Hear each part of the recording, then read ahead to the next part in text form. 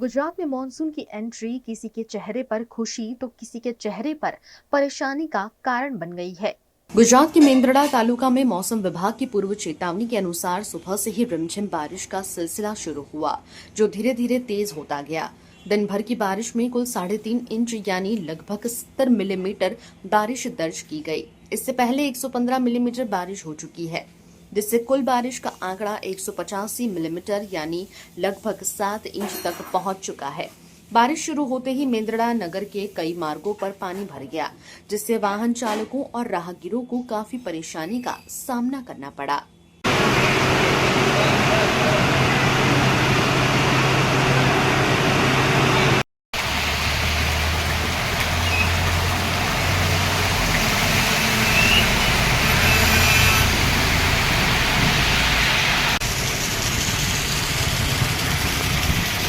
मेंदरडा के एक किसान के बेटे परसोत्तम डेभरिया ने बताया कि इस साल मूंगफली की फसल में मुंडा नामक कीट के कारण काफी नुकसान हुआ है और मजदूरी का खर्च भी अधिक है, जिसके चलते कई किसान अब सोयाबीन और उड़द की खेती की ओर रुख कर रहे हैं। किसानों को उम्मीद है कि इस बार मूंगफली के मुकाबले सोयाबीन की खेती अच्छी होगी और भाव भी अच्छे मिलेंगे।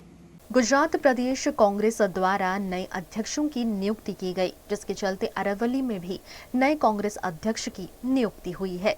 गुजरात प्रदेश कांग्रेस द्वारा जिलों में नए अध्यक्षों की नियुक्ति की गई है। इसी कड़ी में अरवली जिले के कांग्रेस अध्यक्ष के रूप में अरुण पटेल की नियुक्ति हुई है। अरुण पटेल इससे पहले जिला पंचायत में विपक्ष के नेता रह चुके हैं और उन्होंने प्रदेश कांग्रेस में मंत्री पद की जिम्मेदारी भी निभाई है। फिलहाल वे गुजरात प्रदेश कांग्रेस के महासचिव के रूप में कार्यरत हैं। पार्टी संगठन में उनके लंबे अनुभव और सक्रिय योगदान को देखते हुए उन्हें अरवली जिला कांग्रेस अध्यक्ष बनाया है। एआईसीसी द्वारा नवा संगठनना भागरूपे संगठन सृजन अभियान अंतर्गत गुजरातथी शरूआत करी अने एमांय ज्यारे युवा नेता अने लोकसभाना विरोध पक्षना नेता आदरणीय राहुलजीए अरवली जिल्लामांथी शरूआत करी अने अरवली जिल्ला कांग्रेस समितिना प्रमुख तरीके ज्यारे मारी वरणी करी छे त्यारे एआईसीसी अने प्रदेश समितिना सर्व आगेवानोनो शीर्ष नेतृत्वनो हूँ आभार मानु छूँ। साथे साथे अरवली जिल्लामां अगाऊ 3 धारासभ्यो कांग्रेस पार्टीना हता, तालुका जिल्ला पंचायत पण कांग्रेसनी हती, त्यारे आगामी समयमां तालुका जिल्ला पंचायत अने 3 विधानसभा कांग्रेस पक्षनी बने ए माटे अरवली जिल्लाना सौ आगेवानो अने कार्यकरो साथे खभे खभो मिलावी અને પૂરા પ્રયાસો કરી અને કોંગ્રેસ મજબૂત થાય એ દિશામાં અમારા પ્રયત્નો રહેશે। અરવલ્લી જિલ્લામાં 3 બેઠકો મોટાભાગની જે કોંગ્રેસ પાસે હતી એ હવે ભાજપ એ છીનવી લીધી છે। કોંગ્રેસનો પક્ષ અરવલ્લીમાં મજબૂત હતો એ ભાગી પડ્યો। તમારી પ્રાયોરિટી શું રહેશે અને અરવલ્લીના કયા એવા મુદ્દા છે જે તમે લડત આપશો? અરવલ્લી જિલ્લાના પ્રજાજનો કોંગ્રેસ સાથે જ હતા, કોઈ કારણોસર એ થયું પણ શાસક પક્ષ એ જે અરવલ્લી જિલ્લાને જે આપવું જોઈએ એ બિલકુલ અરવલ્લી જિલ્લાને આપ્યું નથી। સિંચાઈનો પ્રશ્ન હોય, શિક્ષિત બેરોજગારીની વાત હોય, અરવલ્લી જિલ્લામાં એક પણ એવો ઉદ્યોગ નથી કે જ્યાં 300થી વધુ લોકો રોજગારી મેળવતા હોય। એટલે અરવલ્લી જિલ્લાના પ્રશ્નો ખૂબ મોટા છે, ત્યારે અમે સૌ કોંગ્રેસના આગેવાનો અને કાર્યકરો સાથે મળી અને એ પ્રશ્નોને વાચા આપવા માટે પૂરેપૂરા પ્રયત્નો કરીશું અને એની અંદર જે ધારદાર રજૂઆતો કરી અને એનો નિકાલ લાવવાના તમામે તમામ પ્રયત્નો કરીશું। गुजरात के राजपीपला स्थित एकता नगर के जंगल सफारी में आकर्षण का केंद्र बढ़ते जा रहा है। गुजरात के राजपीपला में एकता नगर स्थित सरदार पटेल जूलॉजिकल पार्क, जिसे जंगल सफारी के नाम से भी जाना जाता है, यहाँ पर अब एक नया आकर्षण जुड़ने जा रहा है। यहाँ 22 जून से 3 चिंपांजी निको, सूजी और एमिलिया सफारी के नए सदस्य बने हैं। ये चिंपांजी मूल अफ्रीकी रेन फॉरेस्ट में पाए जाते हैं और इन्हें एकता नगर में खास तौर पर रेन फॉरेस्ट जैसा वातावरण तैयार करके लाया गया है। ये जंगल सफारी केवल एक चिड़ियाघर नहीं बल्कि इंसानों और प्रकृति के बीच के संबंधों को फिर से जोड़ने का प्रयास है। यहाँ पर्यटक जानवरों को उनके प्राकृतिक निवास स्थल जैसा माहौल देते हुए देख सकते हैं, जिससे उनके जीवन, व्यवहार और इकोसिस्टम से गहरा जुड़ाव हो सके। 22 जून को अंतर्राष्ट्रीय रेन फॉरेस्ट डे के मौके पर ये तीनों चिंपांजी पहली बार पर्यटकों के सामने पेश किए गए। इनके आने से न केवल जंगल सफारी का रोमांच बढ़ेगा, बल्कि ये शैक्षणिक दृष्टिकोण से भी बच्चों और युवाओं के लिए उपयोगी रहेंगे। सरदार पटेल ज़ूलॉजिकल पार्क में आज हम लोग चिंपैंजी को पब्लिक के लिए खोलने की हमने प्लान किया हुआ है और इसी को मद्देनज़र रखते हुए सारा आयोजन किया गया है। और आपको बताऊं कि हमारे पास करीब 112 रत्न हैं जो स्पीशीज़ हम लोग यहाँ पे पब्लिक को डिस्प्ले कर रहे हैं। उसमें एक और रत्न जुड़ने जा रहा है, चिंपैंजी, और वो भी हमारे कोशिशों से एक परिवार बन गया है। हालांकि अंग्रेज़ी में चिंपैंजी के परिवार को पार्टी बोला जाता है, तो वो पार्टी तैयार हो चुका है, जिससे कि यहाँ पे जो भी दर्शक आएंगे उनका मनमोहन ये चिंपैंजी करेंगे। हमारे जो 3 रत्न हैं उसमें नर का नाम है निको और 2 जो मादा हैं, एक सूजी है और एक एमिलिया है। ये तीनों हमारे यहाँ पे न्यू इक्वेटोरियल गिनिया जो अफ्रीका का वेस्टर्न एरिया है वहाँ से सफ़र उन्होंने शुरू किया था 2011 में, और 2025 में सरदार पटेल ज़ूलॉजिकल पार्क में इनका एक सफ़र ख़त्म हुआ, जिससे कि इनको मैं कहूँगा कि इनको दूसरा घर मिला। पहला घर तो इनका गिनिया इक्वेटोरियल एरिया में था और जो दूसरा घर इनको मिला 2025 में वो सरदार पटेल ज़ूलॉजिकल पार्क है। चिंपैंजी मनुष्य के सबसे करीब है। इनका जो आनुवांशिक या जेनेटिक रिलेटेडनेस जो हम कहते हैं वो करीब 99% है। इसके बाद ही आता है गोरिल्ला, जिसका 98% हमारे से समन्वय है हमारे जेनेटिक रिलेटेडनेस में।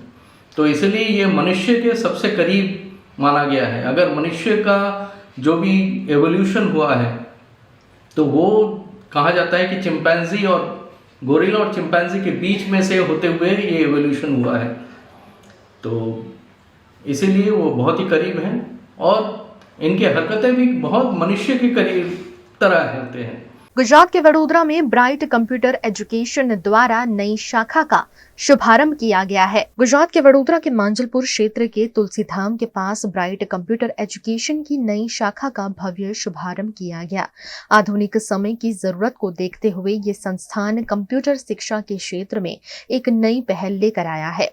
संस्थान द्वारा छात्रों को कंप्यूटर की बेसिक ट्रेनिंग से लेकर एडवांस टेक्नोलॉजी तक की संपूर्ण जानकारी दी जाएगी। इसमें शामिल है job oriented courses, data analytics, engineering design, ML के साथ data science, project training, certificate programmes और SAP ट्रेनिंग आदि। आज ब्राइट कंप्यूटर एजुकेशन का मांजलपुर ब्रांच का इनॉग्रेशन है। तो मांजलपुर और नियर के सभी एरियाज़ के लिए एक बहुत अच्छी न्यूज़ है कि ब्राइट कंप्यूटर एजुकेशन मांजलपुर में ओपन हो रहा है, जहाँ पे आपको student, working professional, college graduates, IT, mechanical, civil, accounting, इन सभी के लिए जो कंप्यूटर के ट्रेनिंग प्रोग्राम्स होते हैं वो यहाँ पे कंडक्ट किए जाते हैं। तो आप सभी लोगों के लिए ये एक अच्छा अपॉर्चुनिटी है कि आप यहाँ पे आके अच्छे से अच्छे लर्निंग કરીએ।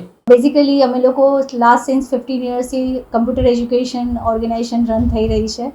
અમારી ઓલરેડી સયાજીગંજમાં વાઘોડિયા રોડ પર અને આ અમારી ત્રીજી બ્રાન્ચ જે આજે ચાલુ થઈ ગઈ છે।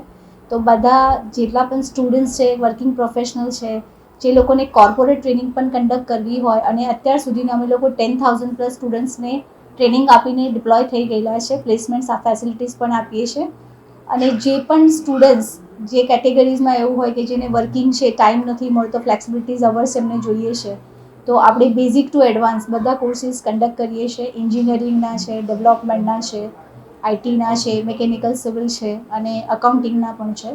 તો આ બધી જ ફેસિલિટીઝમાં આપણે જે પણ સ્ટુડન્ટ્સને જોબની જરૂરત છે, જેને એવું છે કે ગ્રેજ્યુએશન કમ્પ્લીટ કરી દીધું છે પણ સ્ટીલ એ લોકો સફર કરે છે જોબ માટે, તો એવા બધા સ્ટુડન્ટ્સને આપણે અહીંયાથી કેમ્પસ પણ અપાવીએ છીએ। તો આવો, તમને જે પણ નિયર બાય ઓફિસ પડે ત્યાં વિઝિટ કરો, પોતાના એનાલિસિસ કરાવો અને ટ્રેનિંગ કન્ડક્ટ કરીને પ્લેસમેન્ટ્સ લો. અમને એવી અપેક્ષા છે કે જે પણ સ્ટુડન્ટ્સ અમારી સાથે જોડાશે એને અમે ક્વોલિટી પણ એજ્યુકેશન પણ આપીએ છીએ. અને અમારી ઓલરેડી 3 શાખા ઓલરેડી વડોદરામાં કાર્યરત છે અને અમારી નવી શાખા આવી રહી છે આનંદ વિદ્યાનગર रोड पर. गुजरात के सूरत में पिछले कई घंटे से जारी लगातार बारिश के चलते पूरा शहर पानी में डूब गया है. गुजरात मौसम विभाग द्वारा किए गए अनुमान के तहत दक्षिण गुजरात के सूरत में जमकर बारिश बरस रही है. बीती रात से यहां लगातार बारिश हो रही है और आज सुबह से भी धुआंधार बरसात के चलते समूचा शहर पानी पानी हो गया है. लगातार बरस रही बारिश के चलते सूरत के कई इलाकों में पानी भर गया है, जिससे जनजीवन काफी प्रभावित हुआ है.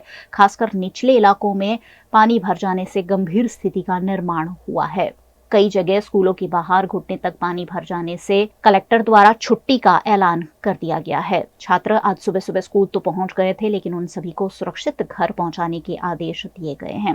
कई इलाकों में भारी बारिश के चलते ट्रैफिक जैम भी देखा जा रहा है. कई वाहन चालक भारी जलभराव के चलते पानी में फंस गए और जैसे तैसे अपने वाहनों को बाहर निकाल कर ले जाते हुए देखे गए. छोटे छोटे वाहन तो ठीक, बड़े बड़े वाहन भी पानी में फंसे हुए नजर आए. इसी बीच एक एम्बुलेंस भी भारी जलभराव में पानी में फंस गई और एम्बुलेंस में मरीज होने की वजह से धक्के मारकर लोगों ने एम्बुलेंस को पानी से बाहर निकाला.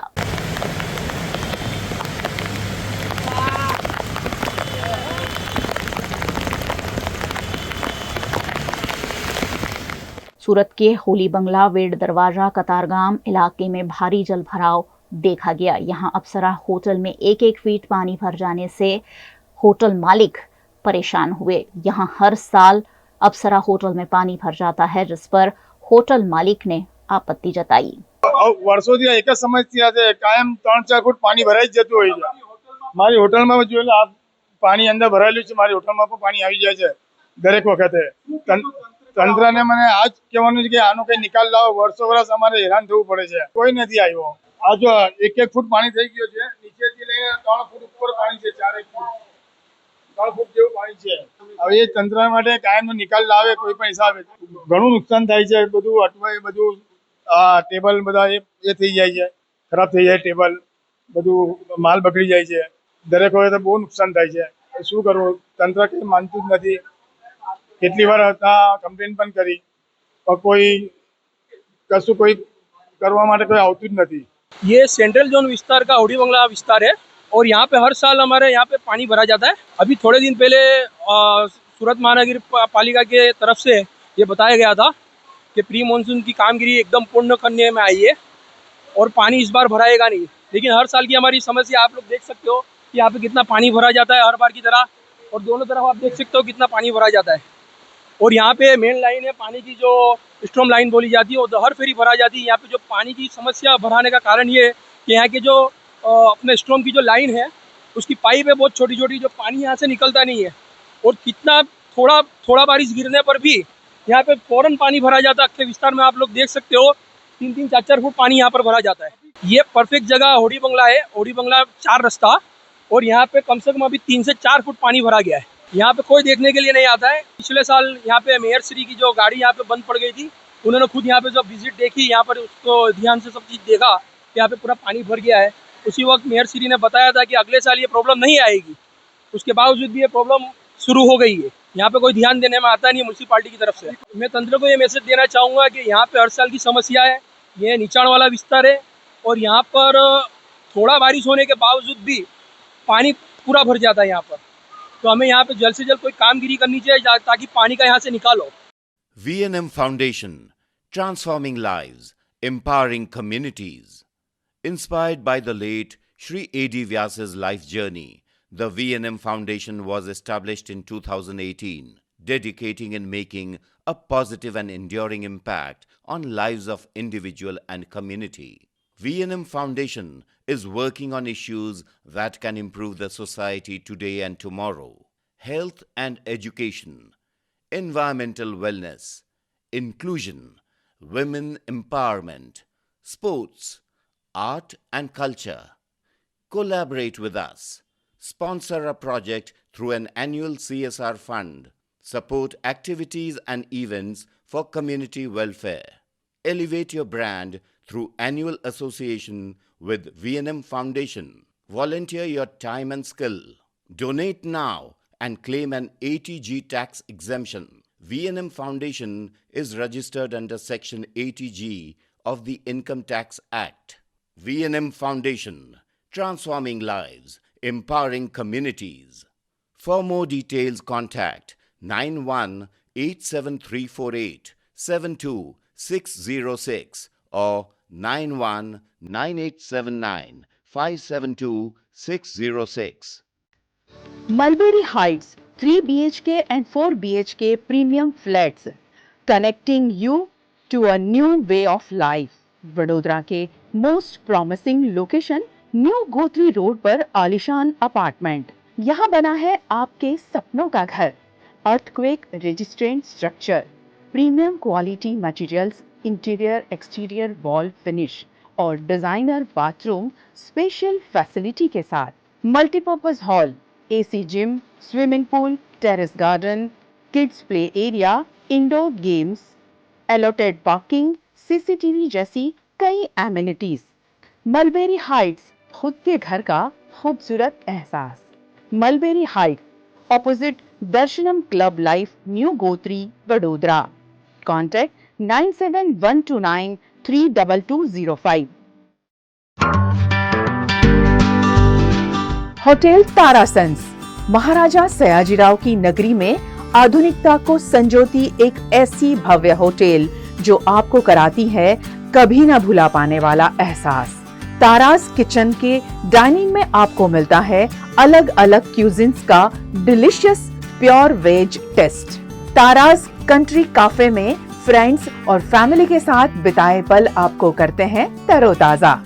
तारास बेकरी बाइट्स की हर एक बाइट आपके टेस्ट बड को करती है सेटिस्फाइड। तारासंस में वेकेशन मनाना हो या स्टेकेशन, आधुनिक लाइफस्टाइल को फुलफिल करता है एक बेहतरीन अनुभव। छोटी बड़ी पार्टी हो या सगाई शादी जैसे बड़े मौके, बिजनेस मीटिंग हो या करनी है कोई इवेंट, तारासंस के अलग अलग कैपेसिटी के बैंक्वेट आपके खास मौके को बनाते हैं बेहद शानदार। Hotel Tarasons, behind Yash complex, Geri road, near Sundaram Nagar, Gotri road, Vadodara. Is this the new RUV? Yes, it's the BG RUV 350. First time in India. With 16-inch alloy wheels, a hyperdrive motor for tough roads, and all-metal sturdy body, BG Electric presents India's first RUV.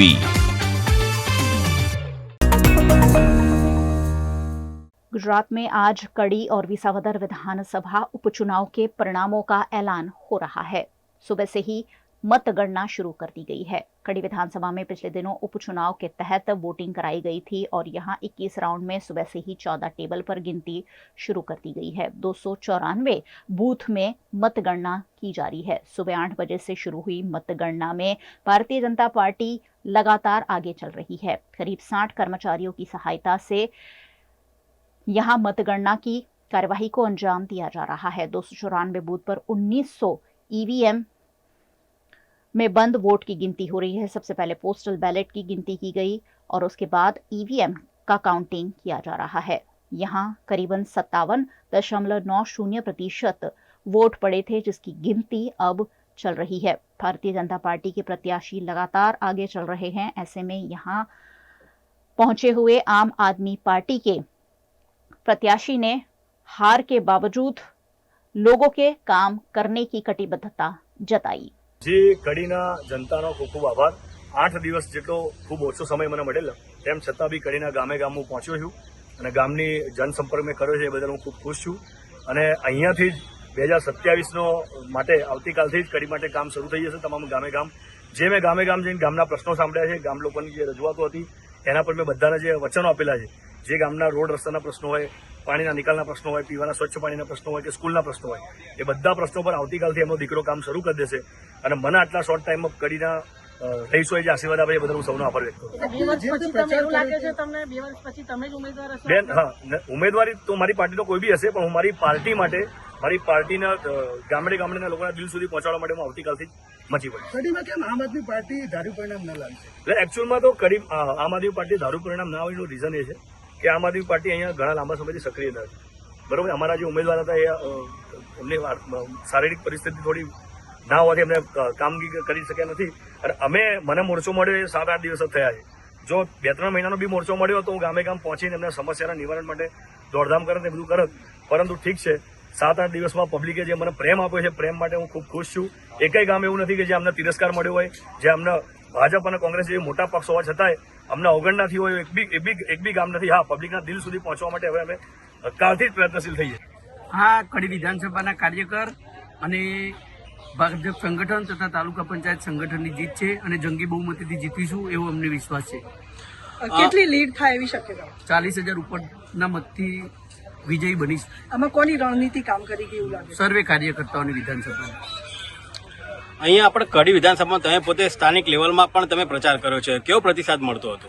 સારો પ્રતિસાદ મળતો હતો, એના આધારે આ પરિણામ મળ્યું છે એવું આશા વ્યક્ત કરી. ભાજપની હર હંમેશા વિકાસને લઈને ચૂંટણીમાં ઉતરવાનું મેદાનમાં પસંદ કર્યું છે, તો તમે અત્યારે પ્રચાર કરતી વખતે જનતાના કયા પ્રશ્નો પડતર તમારી સામે આવ્યા? નરેન્દ્ર મોદીને જે કાર્યક્રમની પદ્ધતિ હતી એને લઈને બધા પ્રચાર પ્રસાર કર્યો હતો.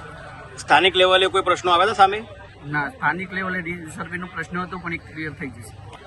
કડીનો ભવ્ય વિજય થવા જઈ રહ્યો છે અને આ જીતનો શ્રેય અમારા કડી વિધાનસભા સીટના જે સંયોજક હતા શ્રી વિનોદભાઈ પટેલ, તેમજ કડી તાલુકાનું ભાજપનું સંગઠન, તેમજ કડી તાલુકા પંચાયત આખી બોડી, તેમજ કડી તાલુકા ભાજપ સંગઠનના દરેક કાર્યકર્તાઓના શ્રેયના કારણે આ જીત તરફ અમે આગળ વધી રહ્યા છીએ.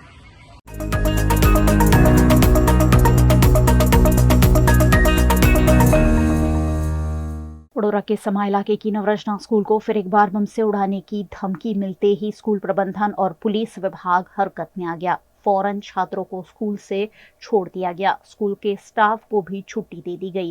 बॉम्ब स्क्वाड और डॉग स्क्वाड समेत पुलिस विभाग के उच्च अधिकारी मौके पर पहुंचे और सघन जांच चलाई। पहले भी जनवरी महीने में इस स्कूल को बम से उड़ाने की धमकी मिली थी।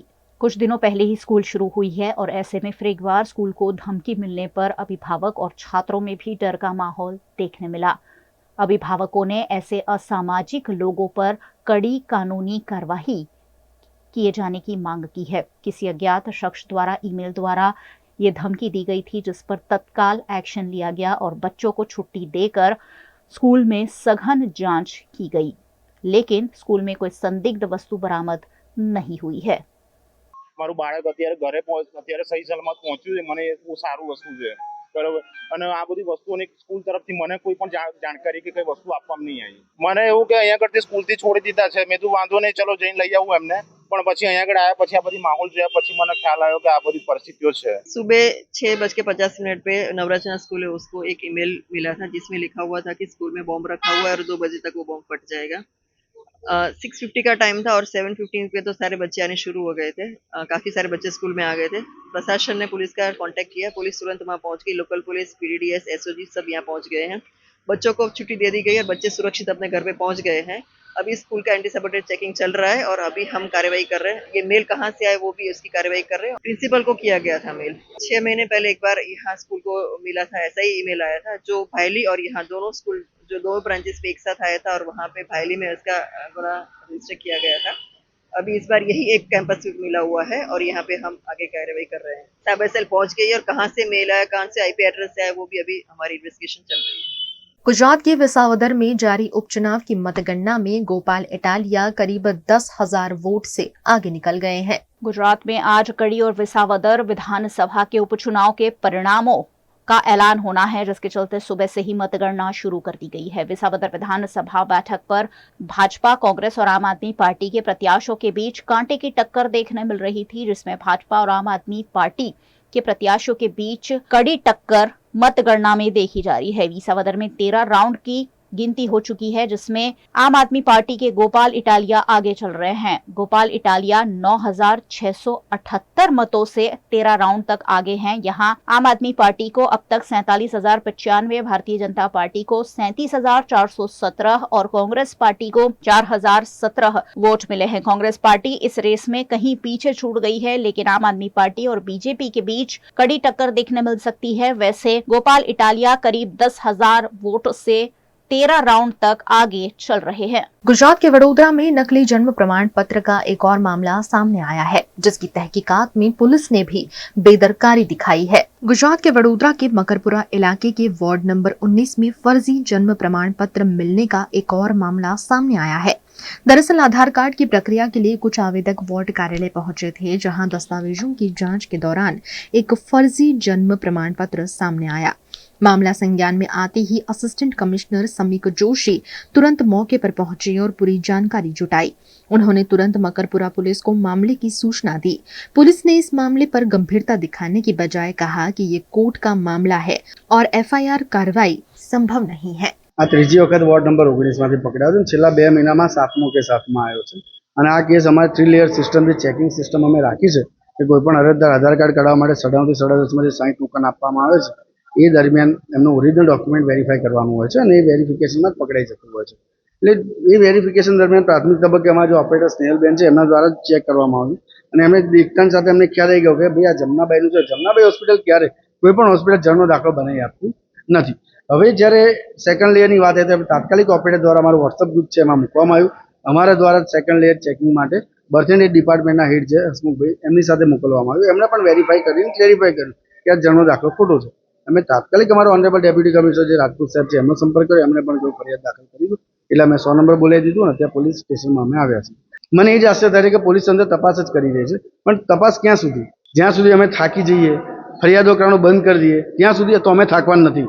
ખોટું અમે ચલાવી નહીં લઈએ, કારણ કે દેશની સુરક્ષાનો સવાલ છે। હું અગાઉ પણ કહી ચૂક્યો છું, અત્યારે મારા પરિવાર ઉપર ટેન્શન થઈ રહ્યું છે, કારણ કે જેટલી અમે ફરિયાદ દાખલ કરી એમાં અમારું નામ છે, અમારું કોન્ટેક્ટ નંબર છે, અમારું એડ્રેસ છે। શું અમારા પરિવારની ચિંતન અમારી ચિંતા કરવામાં પોલીસ તંત્રને કોઈ ફરજમાં નથી આવતું? પોલીસ તંત્રના 3 સ્લોગન જે છે ને, જે મેઇન જે કહેવાય છે, શું એ ટાઇટલ અમે નથી આવતા? મારો જન્મ થયો છે જે જગ્યાએ, તો મારી જોડે મારો જન્મનો દાખલો છે। જેટલા વડોદરાના નાગરિકો છે, જેટલા વસવાટ કરે છે કે જે ઇન્ડિયા ભારતમાં રહે છે, એમની જોડે જન્મનો દાખલો છે, તો બનાવટી દાખલો જે કાઢી આપે છે એમની સામે પગલાં લેવાનો પોલીસ તંત્રને અધિકાર નથી? થાકી જવાય છે। 7મી અરજીમાં જો હું થાકતો હશે તો કેટલી અરજીઓ લોકો કરતા હશે અને સાચી અરજીઓ કરે છે, ખોટી તો છે નહીં। ફરિયાદ દાખલ કરીએ છીએ ને મારા નામ જોગ કરું છું। મને એવું કહેવામાં આવે છે કે તમારે તો કોર્ટમાં જવું પડશે વારંવાર, તમને અત્યારે મજા આવે છે, તમારે કોર્ટમાં જઈને બેસી રહેવું પડશે। તો કોર્ટમાં કોના માટે જઉં છું? દેશની સુરક્ષા માટે જઉં છું। મારા પગારમાં 1 રૂપિયાનો વધારો કે ઘટાડો થવાનો નથી। મારા દિવસોમાં જે કોર્ટમાં બેસી રહ્યો છે એ સમય સરકારનો બગડી રહ્યો છે। નાગરિકોએ તો હું કહીને થાકી ગયો, જ્યાં લોભિયા હોય ત્યાં દુતારા ભૂખે ના મરે। તમે જે તે સંલગ્ન ડિપાર્ટમેન્ટનો સંપર્ક કરો। જન્મ મરણનો જે દાખલો છે માત્ર જન્મ મરણના ડિપાર્ટમેન્ટમાં જ થાય છે। વડોદરા ખાતે માંજલપુર સ્પોર્ટ્સ કોમ્પ્લેક્સ માટે તમે ત્યાં જાઓ, જે સુધારા વધારા કરવા ત્યાં તમે એક નિયત ફી ભરવાની છે, એક અરજી આપી દો, ત્યાં નિયત સમયમાં તમને સુધારા વધારા થઈને જન્મનું પ્રમાણપત્ર તમને મળી જ જવાનું છે। પણ કહેવાય છે લોભિયા હોય તો દુતારા ભૂખે ના મરે। અરજદારો દ્વારા ખોટા ડોક્યુમેન્ટ બનાવવા માટે જે ઝેરોક્સ વાળા છે, સાયબર કાફે વાળા છે, હમણાં તો શનિવાર તો કરિયાણાવાળા દુકાનમાં જન્મનો દાખલો બનાવી આપ્યો હતો, તો ત્યાં જઈ કે પબ્લિક समझती नहीं। गुजरात के वडोदरा में बारिश होते ही कई लोगों को परेशानी का सामना करना पड़ता है। इसी कड़ी में वारसिया रिंग रोड के स्थानीय निवासी भी आते हैं। वडोदरा के वारसिया रिंग रोड पर स्थित पंचशील अपार्टमेंट के पास की प्रगति नगर सोसाइटी के रहवासी इन दिनों भारी परेशानी में है। कारण है सड़क का अनसंतुलित लेवल, जिससे अब बारिश के दौरान जलभराव का खतरा मंडरा रहा है।